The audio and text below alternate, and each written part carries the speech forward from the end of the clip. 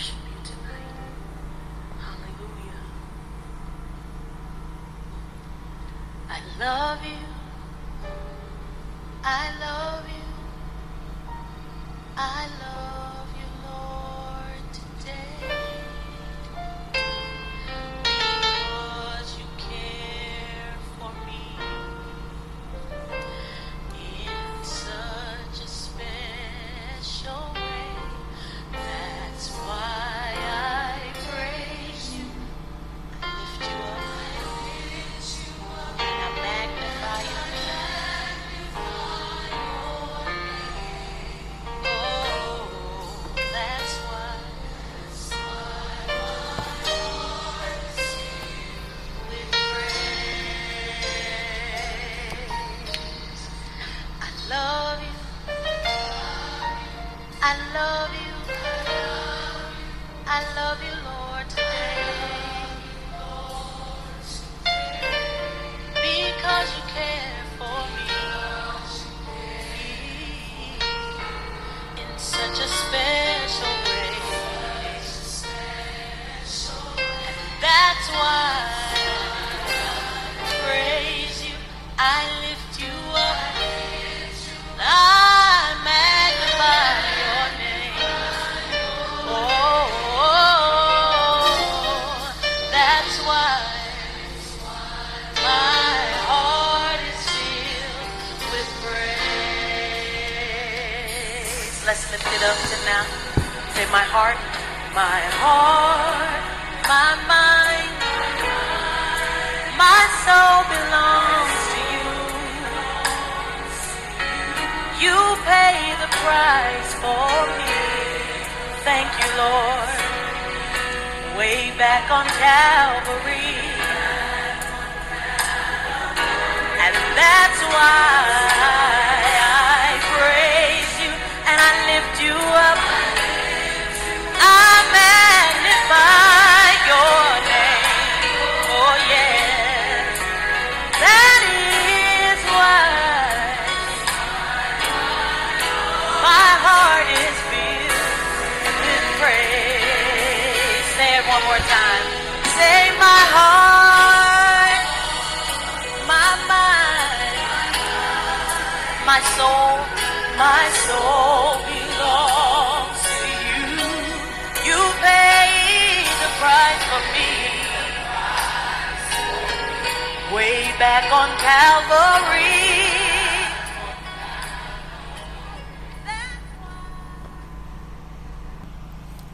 Hallelujah. Praise God. Thank you, Jesus. We are grateful. Thank you for loving us. Thank you for your hand upon our lives. Thank you, Jesus. Blessed be your name. Blessed be your name. Blessed be your name. Blessed be your name. Thank you, Lord. Thank you for the gift of a brand new day. We worship you, Jesus. Thank you because we already have victory today. We already have testimonies out of today. Today is full of beauties and wonders. Thank you, Jesus. And the people of Jesus said, amen. Good morning. It's another edition of Confirm, our daily online devotion, in which we sit at the feet of Jesus so he could breathe on us and so we can become more and more like him. All right, you're welcome. Today we are reading the Bible and we're going to be reading from the book of John chapter 13. John chapter 13. Chapter 13. It was just before the Passover feast. Jesus knew that the time had come for him to leave this world and go to the Father. Having loved his own who were in the world, he now showed them the full extent of his love. The evening meal was being served, and the devil had already prompted Judas Iscariot, son of Simon, to betray Jesus. Jesus knew that the Father had put all things under his power, and that he had come from God and was returning to God. So he got up from the meal, took off his outer clothing, and wrapped a towel around his waist. After that, he poured water into a basin and began to wash his disciples' feet, drying them with the towel that was wrapped around him. He came to Simon Peter, who said to him, "Lord, are you going to wash my feet?" Jesus replied, "You do not realize now what I am doing, but later you will understand." No, said Peter. you shall never wash my feet. Jesus answered, Unless I wash you, you have no part with me. Then, Lord, Simon Peter replied, not just my feet, but my hands and my head as well. Jesus answered, A person who has had a bath needs only to wash his feet. His whole body is clean. And you are clean, though not every one of you. for he knew who was going to betray him, and that was why he said, not everyone was clean. When he had finished washing their feet, he put on his clothes and returned to his place. Do you understand what I have done for you? He asked them, You call me teacher and Lord, and rightly so, for that is what I am. Now that I, your Lord, your feet, you also should wash one another's feet. I have set you an example that you should do as I have done for you. I tell you the truth. No servant is greater than his master, nor is a messenger greater than the one who sent him. Now that you know these things, you will be blessed if you do them. I am not referring to all of you. I know those I have chosen. But this is to fulfill the scripture, he who shares my bread has lifted up his heel against me. I am telling you now before it happens, so that when it does happen, you will believe that I am he. I tell you the truth. Whoever accepts anyone I send accepts me. And whoever accepts me accepts the one who sent me. After he had said this, Jesus was troubled in spirit and testified, I tell you the truth. One of you is going to betray me. His disciples stared at one another, at a loss to know which of them he meant. One of them, the disciple whom Jesus loved, was reclining next to him. Simon Peter motioned to this disciple and said, Ask him which one he means. Leaning back against Jesus, he asked him, Lord, who is it? Jesus answered, It is the one to whom I will give this piece of bread when I've dipped it in the dish. Then, dipping the piece of bread, he gave it to Judas Iscariot, son of Simon. As soon as Judas took the bread, Satan entered into him. What you are about to do quickly, Jesus told him. But no one at the meal understood why Jesus said this to him. Since Judas had charge of the money, some thought Jesus was telling him to buy what was needed for the feast, or to give something to the poor. As soon as Judas had taken the bread, he went out, and it was night. When he was gone, Jesus said, Now is the Son of Man glorified, and God is glorified in him. If God is glorified in him, God will glorify the Son in himself, and will glorify him at once. My children, I will be with you only a little longer. You will look for me, and just as I told the Jews, so I tell you now. Where I am going, you cannot come. A new command I give you.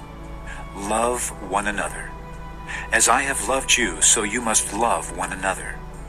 By this all men will know that you are my disciples, if you love one another. Simon Peter asked him, Lord, where are you going? Jesus replied, Where I am going, you cannot follow now, but you will follow later. Peter asked, Lord, why can't I follow you now? I will lay down my life for you. Then Jesus answered, Will you really lay down your life for me? I tell you the truth. Before the rooster crows, you will disown me 3 times. Hallelujah. The reading of the word of God is blessed. Praise God. Hallelujah. All right, today is the last day we are going to be considering the taking of the gates until some further time. And we saw an 8th nation yesterday that God in fact for this nation God specifically ordered the Israelites to annihilate them, to literally annihilate them. Literally annihilate them. Why? This nation was not in the promised land. They were not in the promised land, the Amalekite nation. But they were the very first nation that came out to attack the children of Israel. Soon as they came out from Egypt, it's in Exodus chapter 17 verse 7. Exodus 17 verse 7. Exodus 17 verse 8 to 16. Now Amalek came and fought with Israel in Rephidim. Okay, and then God gave Moses an instruction, and the instruction was to allow Joshua and Joshua to go out and fight the people, while himself, Aaron and Hur, went on the mountain. And then Moses took his rod and lifted it up, and then as long as his hand was up, the children of Israel had victory in the battle. But as soon as his hand was tired and coming down, they began to lose the battle. So Aaron and Hur will support his hand so that his hands remained up. Praise the Lord. So they won the battle. Then in verse 13 says, so Joshua defeated Amalek and his people with the edge of the sword. Verse 14, then the Lord said to Moses, write this for a memorial in the book, and recount it in the hearing of Joshua, that I will utterly blot out the remembrance of Amalek. Utterly blot out the remembrance of Amalek from under heaven. And Moses built an altar and called its name, the Lord is my banner. For he said, because the Lord has sworn, the Lord will have war with Amalek from generation to generation. Praise God.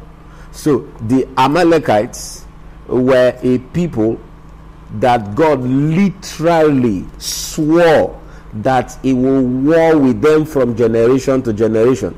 As a matter of fact, in 2 Samuel chapter 15, that was the same country that God instructed Saul to destroy totally, literally, totally destroy them. 2 Samuel chapter 15 verse 1 to 6.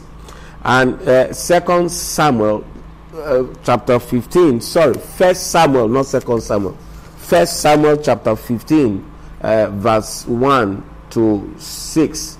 The Bible says there, Samuel also said to Saul, the Lord sent me to anoint you over king over the people. Verse 2, thus says the Lord of hosts, I will punish Amalek for what he did to Israel, how he ambushed him. Notice, he ambushed him. All the other countries that God asked them to defeat and possess didn't ambush them. In fact, it was the Israelites that went out to war against them. The instruction for those ones was, you need to dispossess them of their land if you must prosper in this promised land. But this country literally ambushed Israel, a young Israel. They had just come out, they had just gotten that freedom. They were unsuspecting. The very, very few days or weeks into coming out of Egypt, Amalekites ambushed them. If not for God, they wanted to stop the program of Jehovah. Bible says, for Amalek, for what he did when he ambushed him in the way which he came up, and then God told him the same instruction. Make sure you annihilate them. Make sure you annihilate them. Now, who are the Amalekites? Who are the Amalekites? The word Amalekite means one that dwells in a valley. One that dwells in a valley. Amalekite means somebody who dwells in a valley. What does it signify? Which gate does it signify? It signifies the gate of hopelessness. Even though I walk through the valley of the shadows of death, Valley experience signifies hopelessness. It signifies despondency. When people have problems, it means it signifies it talks about a people who have problem issues, and taking over the gates is telling us that we have to be very heavily involved in problem solving. We have to be very heavily involved in problem solving.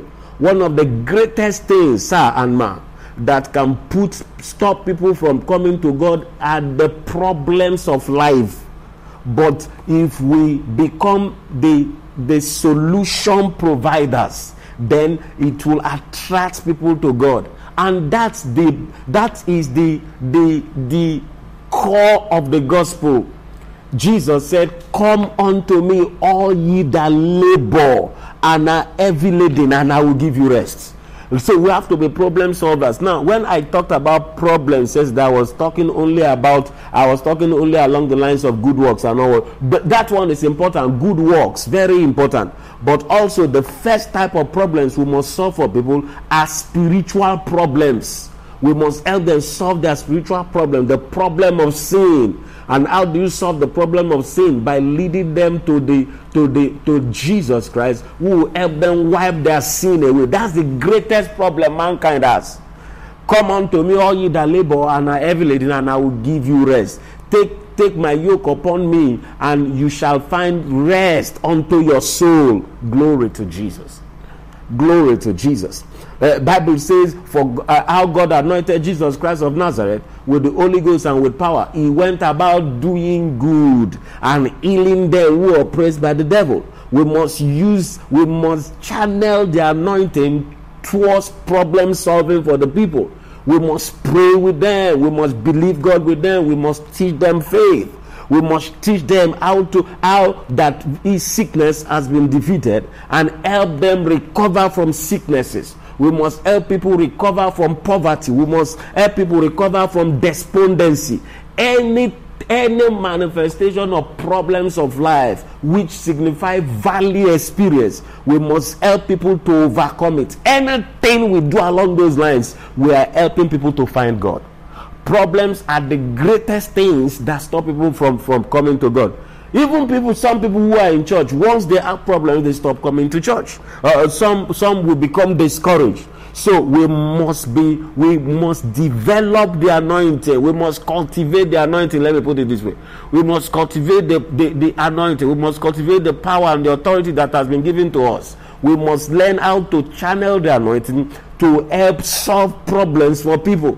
That's why Jesus will say many times, "Go, and as you go, heal the sick, cast out devils, raise the dead as you go, brace people out of despondency, cleanse the lepers." I see God using you and I more and more to heal the sick, to cleanse the lepers, to bring peace into families. In the name of Jesus. God said, "Wipe out the Amalekites."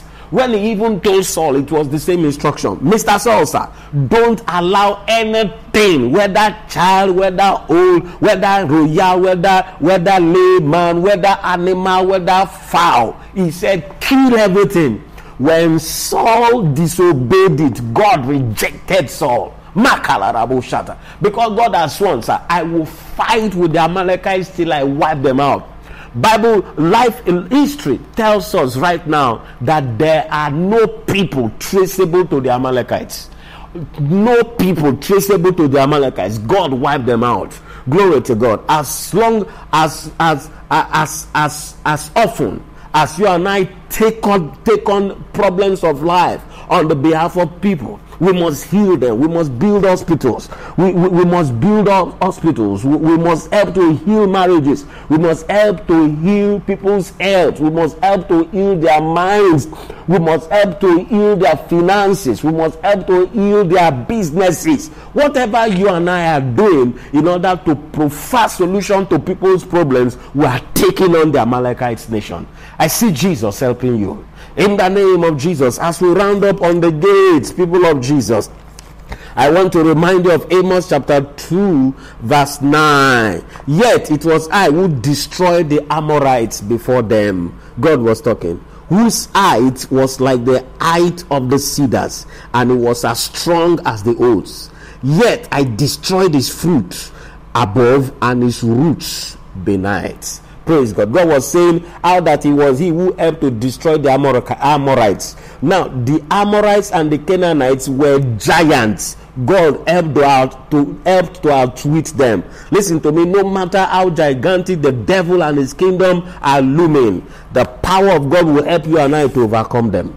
In the name of Jesus. And as we make our efforts, as we endeavor by the anointing, by the wisdom of God, by the favor of God, by the empowerment that God has given us to outwit these nations, to outwit the Amalekites, to outwit other nations, the anointing will help us. The finger of God will help us. The hand of God will help us. In the name of Jesus, as you go today is your best day ever.